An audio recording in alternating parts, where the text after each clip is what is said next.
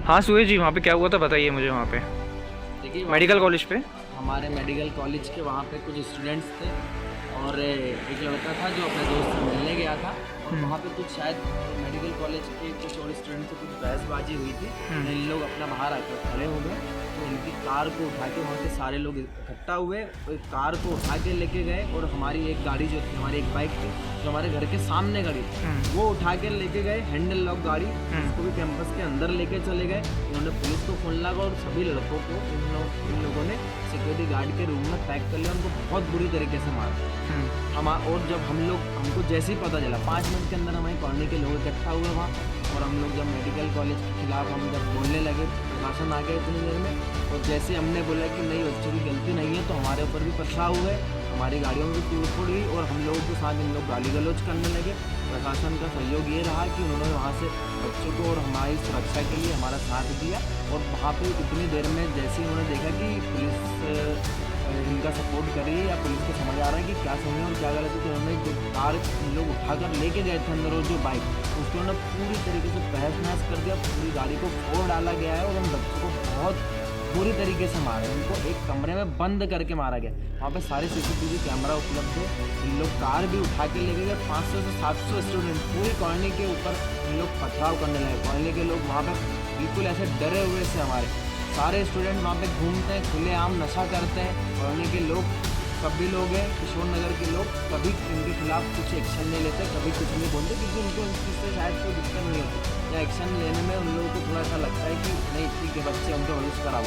लेकिन आज जो हरकत है इसके कारण हमारे मोहल्ले में बहुत सुरक्षा का बिल्कुल माहौल है। हमारे लोग बहुत घबराए हुए कि ऐसा क्यों है, क्योंकि हमारे छोटे छोटे बच्चे हमारे घर के सामने पार्क है, वहाँ पर यहाँ के स्टूडेंट आके बैठे रहते हैं, किस कर रहे हैं। बहुत आपत्तिजनक स्थिति में इन लोगों को हम पकड़ते हैं लेकिन कभी हम लोग प्रशासन को ये नहीं बोलते क्योंकि बच्चे हैं और इनका भविष्य बर्बाद में इनको हमेशा समझाइश देकर छोड़ा जाता है। लेकिन आज इन्होंने जो हरकत की है हमारी कॉलोनी के बच्चों को, हमारे घर के, हमारी कॉलोनी गाड़ी पूरी तरीके से फोड़ दी गई है। पूरी गाड़ी फोड़ दी है और पूरी गाड़ी को पलटा दिया है। उसके हमारे पास फुटेज है, हमारे ऊपर पथराव हुआ उसकी वीडियो है बहुत सारे लोगों के पास। तो जब उनको समझाइश के लिए कि पुलिस आ गई है, आप इनको पुलिस के सुपर्द करो, तो बोले नहीं पुलिस कौन होती है। और पुलिस के सामने पुलिस वाले प्रत्यक्षदर्शी रहे और वो भी लाचार हो गए क्योंकि उनको समझ नहीं आ रहा था कि इतनी कम संख्या और इतने सारे स्टूडेंट वो इस तरीके से हावी हुए कि प्रशासन भी बिल्कुल लाचार। कुछ लड़के से क्या बहसबाजी हुई थी, आप बता रहे थे लड़कों से बहसबाजी हुई है। बहसबाजी कुछ नहीं हुई थी, वहाँ पे खड़े थे, कॉलोनी का रोड है,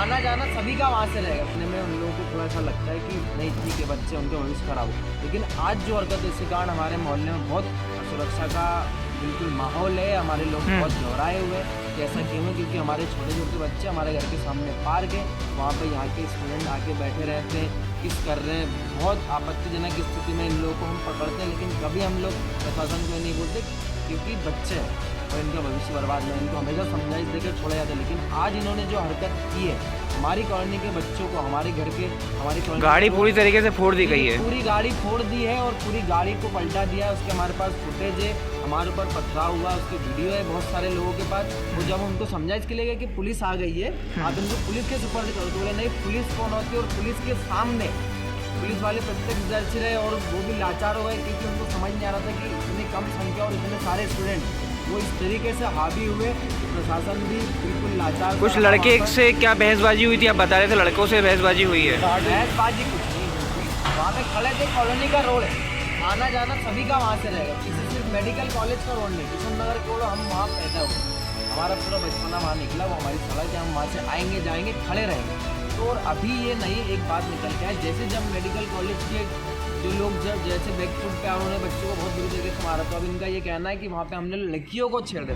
वहाँ की लड़कियाँ किस स्थिति में क्या करती हम नहीं बोलना चाहते, लेकिन वहाँ पे लड़कियाँ 12 बजे रात को, 11:30 बजे रात को कौन सी लड़की कैंपस में घूम रही और गार्ड ने कार को एंट्री कैसे दे दी। सबसे बड़ा मुद्दा ये है कि गार्ड ने एक 4 व्हीलर को एंट्री कैसे दे दी जिसमें 5 लड़के बैठे हुए, उसकी कोई एंट्री हुई नहीं हुई।